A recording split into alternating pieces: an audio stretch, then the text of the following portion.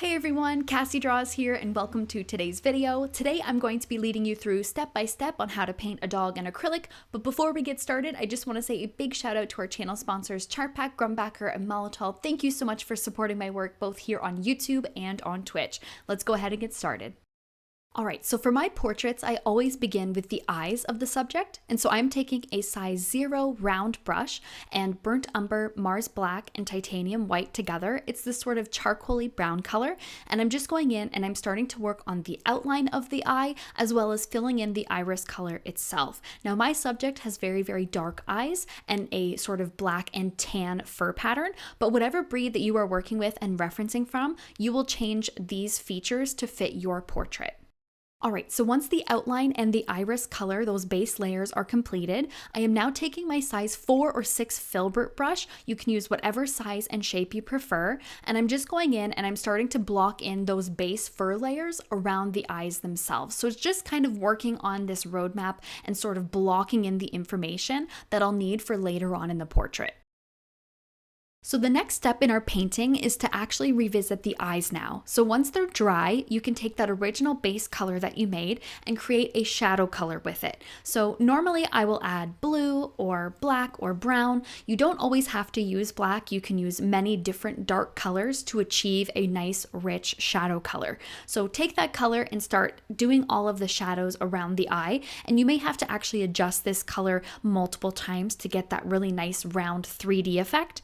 And once you have the shadows the way that you want them, we can go ahead and take that base color that we were using and add white to it, or white and yellow, or white and blue. Depending on the lighting and the subject, we can go ahead now and start putting those highlights on as well. So again, you may want to work from light to dark or dark to light. I prefer working from shadow to highlight, but again, every artist is different and whatever works for you is definitely a-okay. And so that catch light will be added in last, and that is the most stark contrast highlight that we have in our eyes, is the lens flare or the sort of light reflecting from the sky or camera or lighting in the area, etc., and that will be added in last. Now that our eyes are completed, either you've completed both eyes or just the one so far, we can now start to add in the details to the fur surrounding the area. So I'm using the same brushes, the round and the filbert, and I'm just going in with a darker shadow color than my base layer, and I'm starting to block in the direction of the fur. Now I tend to paint in a sort of back and forth type way. You'll see that I use my shadow color and then I kind of come in with my base layer to adjust the direction or the amount of fur that is there. So keep that in mind when you're painting. Just experiment and kind of have those colors both mixed and ready to go so you can kind of go back and forth. But basically my process for this part of the painting is to do with the shadows. Probably with my larger filbert, I tend to do that the most to get the nice thicker areas done and painted, and then I can go in with the finer round on top to work in those thinner hairs. I just want to take a moment as we are working through this painting together to say that there are many different ways that you can paint pets as well as using your medium acrylic. Now, if you do not feel comfortable working through this puzzle piece very sectional type way, you can absolutely do an entire base layer and block in the entire painting and then work from there. So don't feel as though watching this video you have to follow everything that I am doing. Please, and I encourage you to follow your own path and do what works for you and is what is most comfortable for your style. Alright, so the next step in this painting is to actually expand the area that we are working on. So I'm taking my original filbert brush and I'm just going in and I'm starting to block in the outside of the ears. Now you can choose whatever section you want to start with next, but I decided to go for that big beautiful ear. It was a large white space that was begging for paint, and so I decided to fill that in. And I'm going to slowly start working my way down the face as well and kind of expand my area. Now a little note about any sort of marking, especially dogs that may have like a brindle color or like a Bernese mountain dog that has that beautiful sort of tuxedo and tan.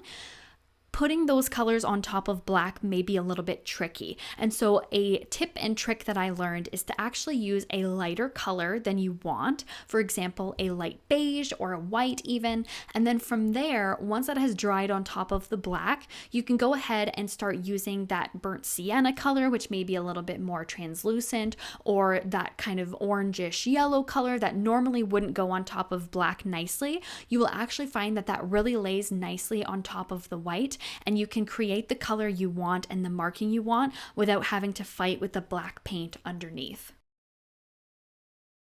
So once those initial areas have dried, we can now start moving our way into a different section of the painting. Now keep in mind, while you're painting, work on whatever area calls to you. I find that if you have an area that's really drawing you in and you're passionate about it, paint it then. And so the thing that was really calling for me after I had blocked in that ear was actually the pink portions of the painting. So I had been working with just grays and blacks and whites at this point, a little bit of brown, but I, up until this point, really had no color in the portrait. So I wanted to go ahead and start working on the interior of the ears. Now in your portrait, if it's a folded ear or maybe this is invisible, you can just omit this step, don't worry about it. But I'm going to explain how I go about creating the inside and the surrounding area of the ear. The two brushes that I'm going to be using to create this ear are blender brushes and liner brushes. Now, blender brushes are something very new to my toolkit as an artist. I just actually started using them probably about a week or two ago, and I have been in love with them. I love the fact that you can really blend and gradient that paint. You can really smush it into the canvas, and the brush actually still manages to hold its shape. So I have been using the blender brush to actually fill in the base pink and the darker pink shadow, which I made with a little bit more red and burnt umber than my base pink. And then I'm going to go ahead and use the liner brush actually for the thin hairs within the ear as well. And again, just as I had done with the face, the ear, of course, I can be a little bit more wild and crazy with those brush strokes since they do have these really long sporadic hairs. But I'm just going in and I'm taking that black that I used for my base, and I'm just starting to now fill in over top of that pink so that the hair looks as though it's folded over and it's not just this sort of empty void.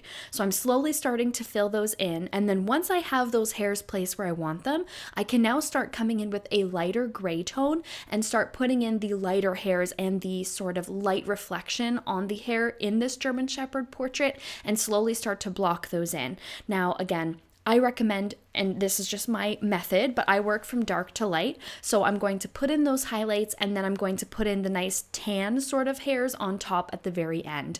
And with this liner brush, all I'm doing is I'm basically loading it up with paint, so I'm really getting a lot of paint within those bristles, and I'm just slowly dragging across the canvas, a little bit more pressure at the beginning. So you're going to press down into the canvas, and then you're going to drag that paint right across into a nice long fur stroke. And that's how I go about pretty much doing all of my fur and all of my feathers even in my portraits as well.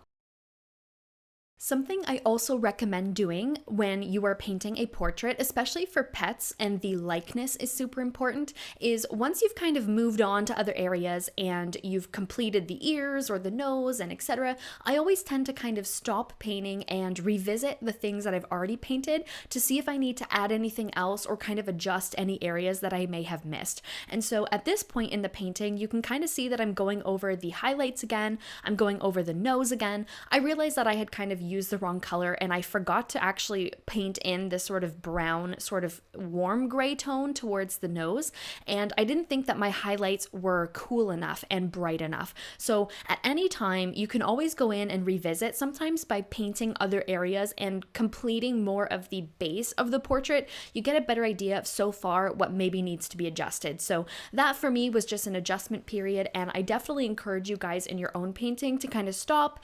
I say let the painting marinate a little. Let it marinate. Maybe you need to walk away, take a break. Maybe you need to kind of paint something or draw something else, and then come back to it and see what we may have missed. Sometimes we're so close to the painting, we miss those fine details and kind of don't even really see what else we need to do to it. And this is just kind of my method. Again, everyone will be different, but hopefully that will help you out if you feel like you're stuck.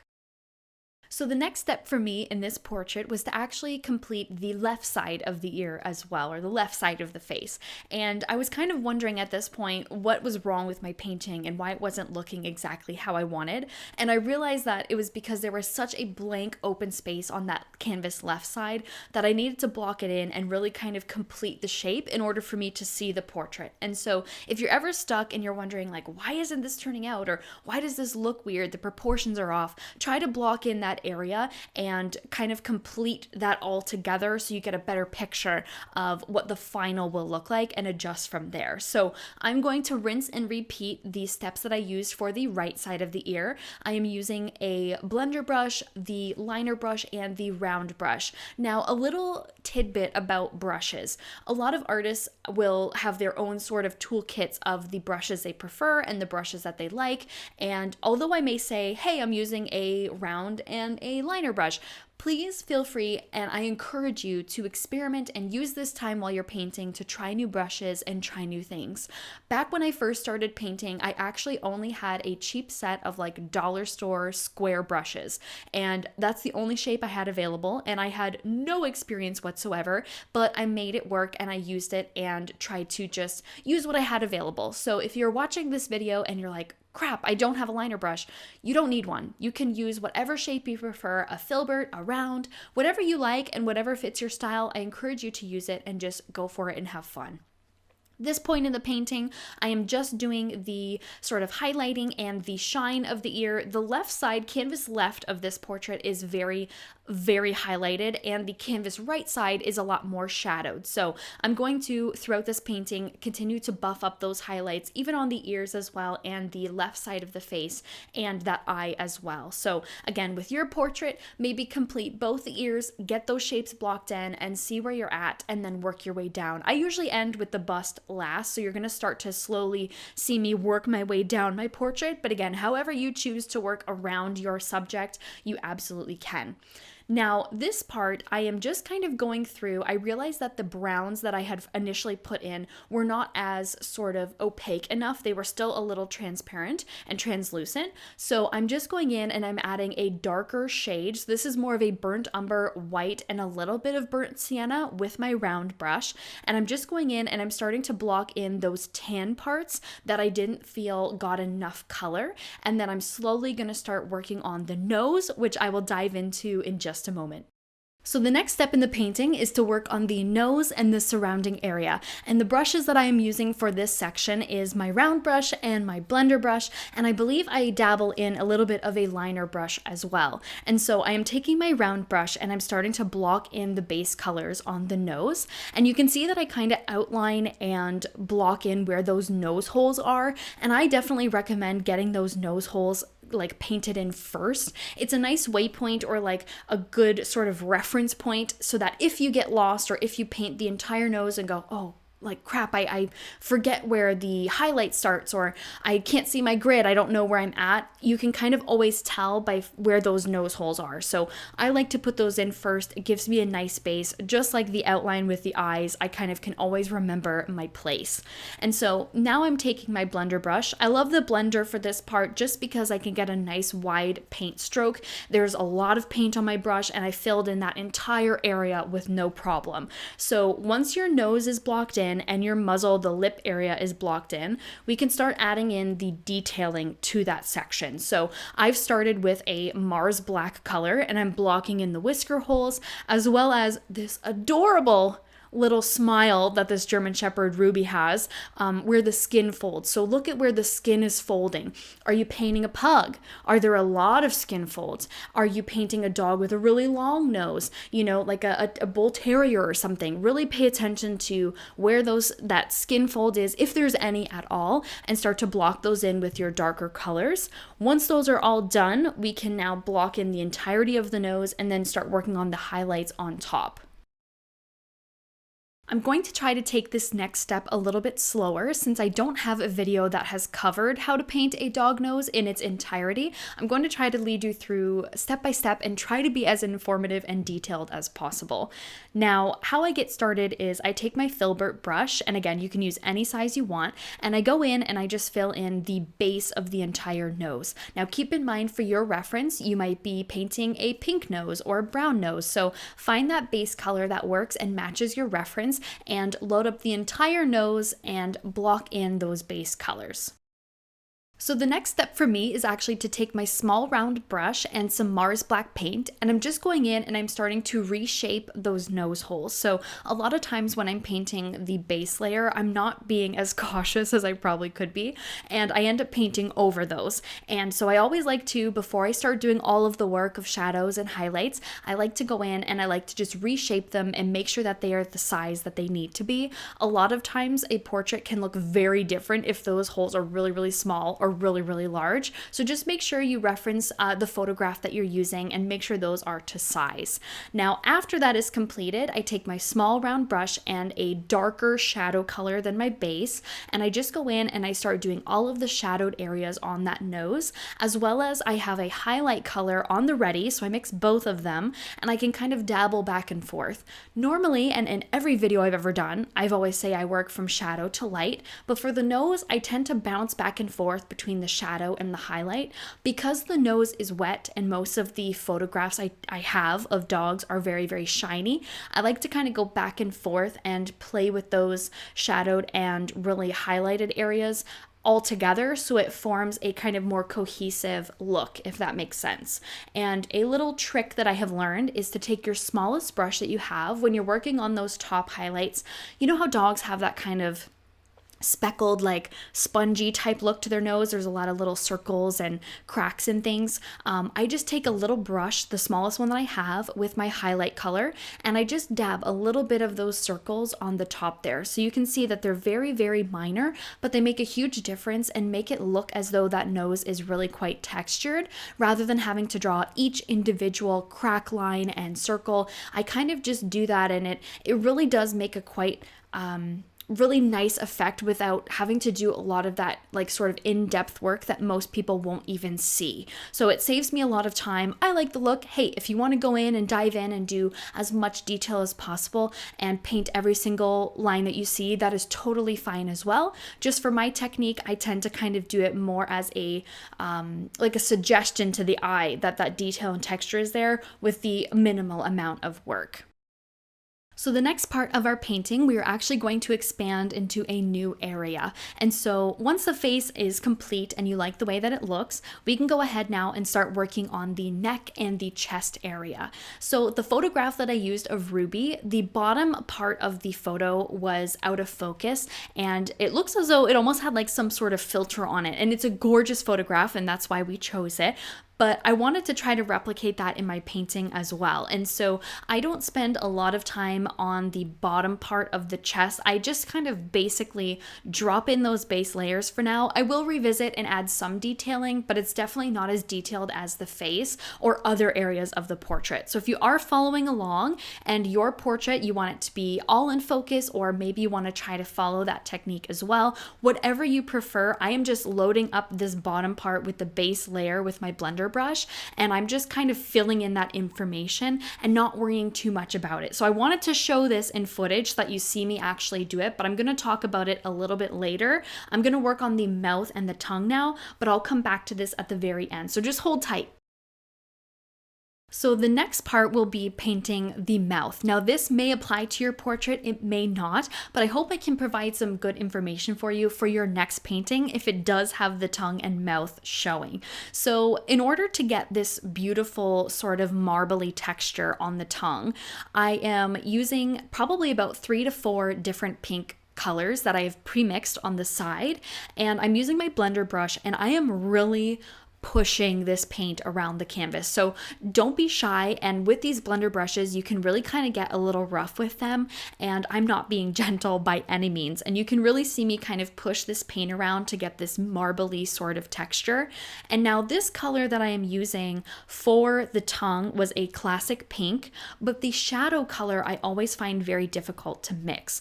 Pink can get very muddy and very gross quickly. Trying to do a shadow with it is pretty difficult. Mine usually ends up like a pink gray, and it just looks awful. So what I have learned, and this is the gum color that I'm using, is red and white for pink, but add burnt sienna and burnt umber to it and a little bit of black, and that will give you this sort of dark, I call it like cherry kind of color, and that will give you the gum color as well as the sort of split in the tongue. That will give you a really, really nice shadow, because a lot of times it goes pink gray. I don't know, maybe it's just me. You guys can let me know if you have difficulties with that as well, but pink is a color I struggle with all the time. And so once I learned this color mixture, I just like seared it into my memory. Like it's forever there.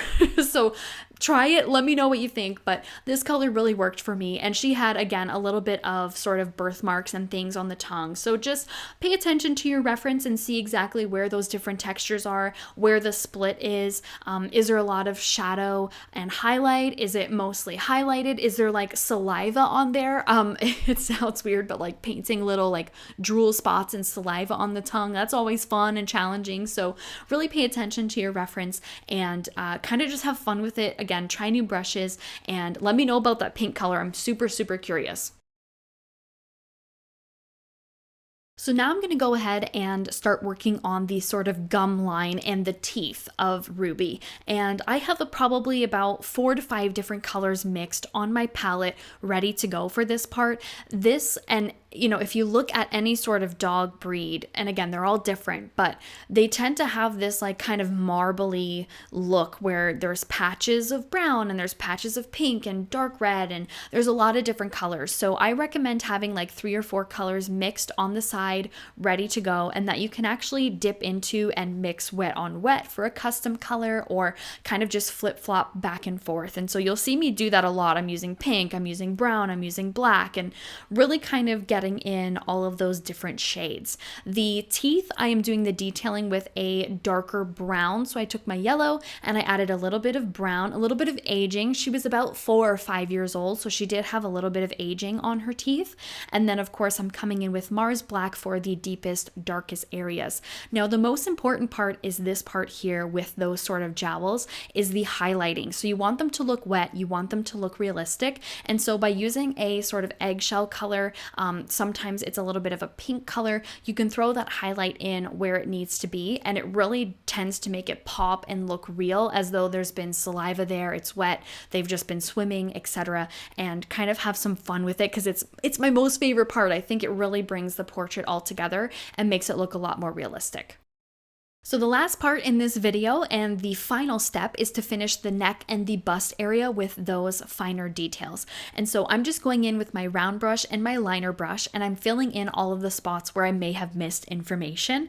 And a key piece of advice as well, and this is something that I learned through my art journey, is to actually flare out the hair or the texture of the animal into the background as well. So you'll see that I do a few flicks of hair into the background, kind of mismatched in maybe different directions. And this makes it look as though there isn't a halo around your subject and your background. So it looks like one piece and very cohesive. There's a lot of times where it might look like the subject is just kind of slapped on the background and it doesn't really fit together. So make sure that you have some of that information in those paint strokes going out into your background at the end of your painting, whether it be whiskers or some hairs or like the top of the ears, any sort of little fuzz that you want to add, or feathers even, depending.